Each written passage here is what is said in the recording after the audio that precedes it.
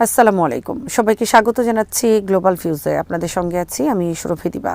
আজ জানাবো আন্তর্জাতিক গণমাধ্যমে আলোচিত সংবাদ ও বিশ্লেষণ।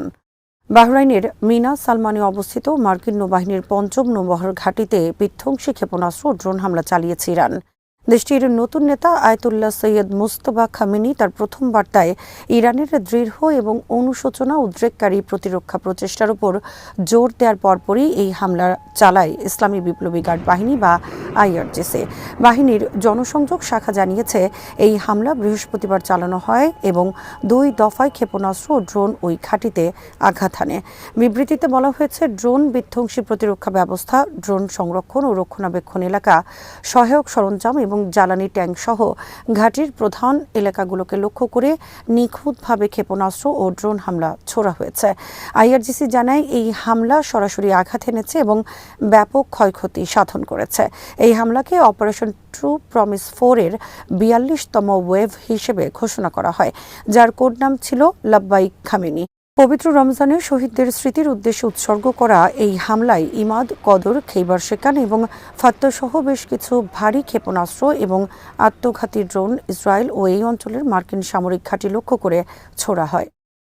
মার্কিন নৌবাহিনীর পঞ্চম নৌবহরে আঘাতের পর আইআরজিসির নৌবাহিনী মার্কিন বিমানবাহী রণতরী ইউএসএস আব্রাহাম লিঙ্কনকে লক্ষ্য করে ক্ষেপণাস্ত্র ও ড্রোন হামলা চালিয়েছে।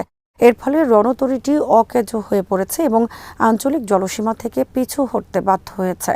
ইরানের central headquarters of the holy প্রফেটের বিবৃতি অনুযায়ী ওমান সাগরে ইরানের সামুদ্রিক সীমান্ত থেকে প্রায় 340 কিলোমিটার দূরে এই নিখুঁত অভিযানটি চালানো হয়। অভিযানে উন্নত মানের ক্ষেপণাস্ত্র ও ড্রোন ব্যবহার করা হয়েছে। হামলার পর দেখা গেছে যে আব্রাহাম লিঙ্কন এবং এর সঙ্গে থাকা স্ট্রাইক গ্রুপটি অত্যন্ত দ্রুত গতিতে এলাকা ছেড়ে পালিয়ে যাচ্ছে। এদিকে মার্কিন নৌবাহিনীর সেন্ট্রাল কমান্ড জানিয়েছে, লোহিত সাগরে অবস্থানরত বিমানবাহী রণতরী ইউএসএস জেরাল্ড আর ফোর্ড এ আগুন লেগেছে। এক্সে মার্কিন সামরিক বাহিনীর বিবৃতিতে বলা হয়েছে, রণতরীটি এখনও সম্পূর্ণ কার্যকর রয়েছে, যদিও 2 জন নাবিক সামান্য আহত হয়েছেন। ইরানের সর্বোচ্চ নেতা মুজতবা খামেনির দৃঢ় বার্তার পর হামলার গতি আরও তীব্র করেছে ইরান।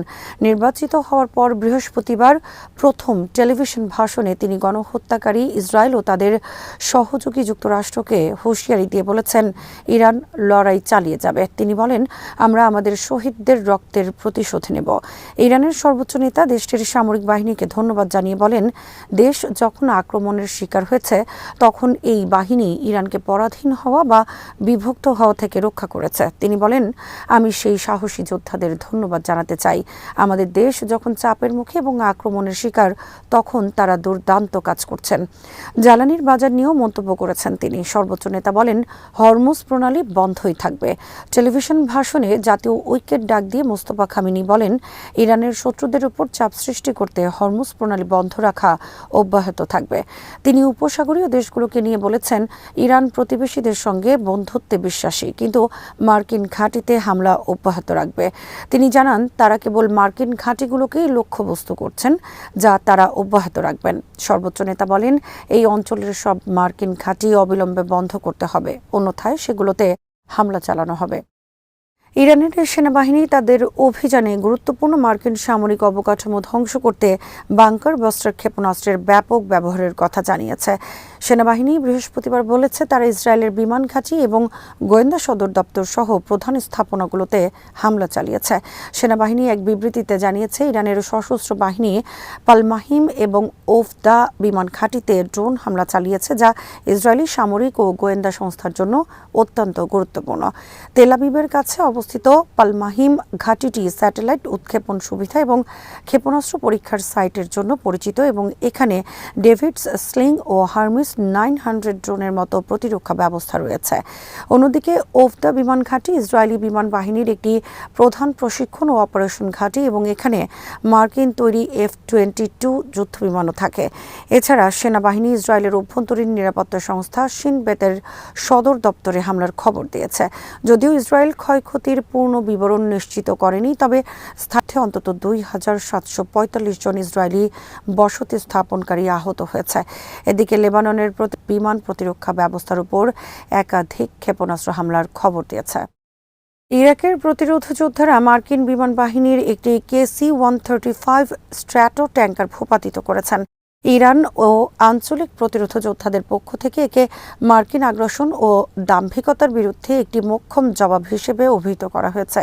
ইরানের central headquarters of the holy প্রফেটের মুখপাত্র বৃহস্পতিবার রাতে জানিয়েছেন, পশ্চিম ইরাকে প্রতিরোধ গোষ্ঠীগুলোর ছোড়া একটি ক্ষেপণাস্ত্রের আঘাতে মার্কিন সামরিক জ্বালানি সরবরাহকারী বিমানটি বিধ্বস্ত হয়।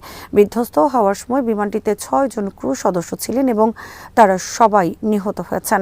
IRGC জনসংযোগ বিভাগ এক বিবৃতিতে নিশ্চিত করেছে, রেজিস্ট্যান্স ফ্রন্ট এর বিমান প্রতিরক্ষা ব্যবস্থা বোয়িং KC-135 স্ট্র্যাটো ট্যাঙ্কারকে সফলভাবে আঘাত করেছে।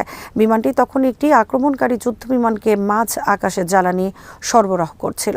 বিবৃতিতে বলা হয়, সার্বভৌমত্ব লঙ্ঘনের দায়ে ন্যায়সঙ্গত প্রতিশোধের আগুনে পুড়ে বিমানটি আকাশ থেকে আছড়ে পড়ে। যুক্তরাষ্ট্র পশ্চিম ইরাকে তাদের একটি বিমান বিধ্বস্ত হওয়ার কথা স্বীকার করেছে, তবে মার্কিন সেন্ট্রাল কমান্ড এক বিবৃতিতে দাবি করেছে, এই ঘটনা কোনো শত্রু ভাবাপন্ন বা বন্ধুত্বপূর্ণ পক্ষের হামলার কারণে ঘটেনি।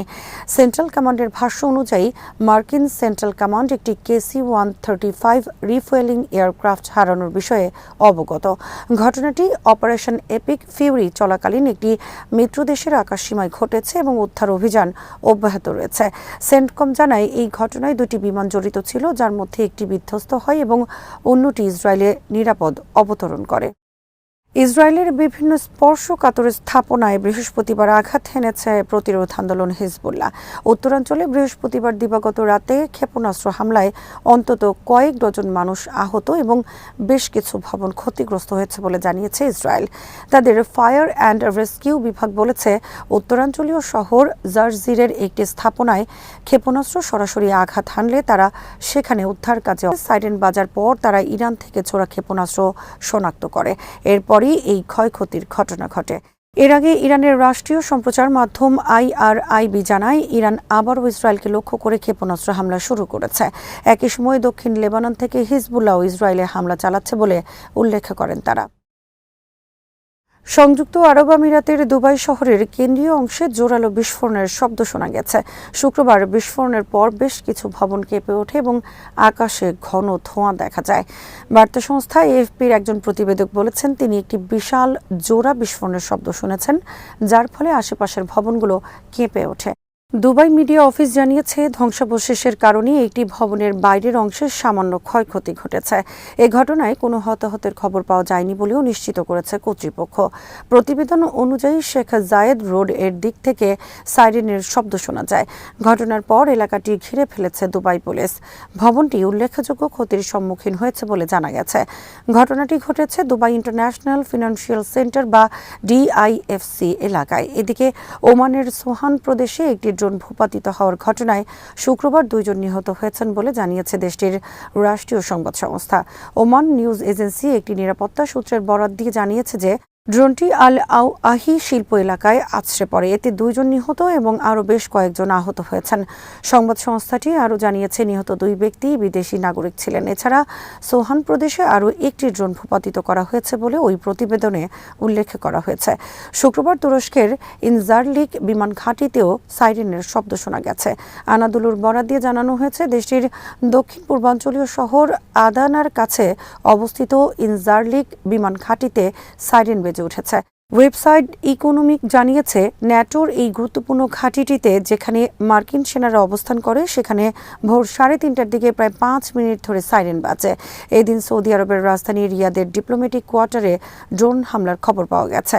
আরও 8টি ড্রোন ভূপাতিত করার কথা জানিয়েছে সৌদি কর্তৃপক্ষ।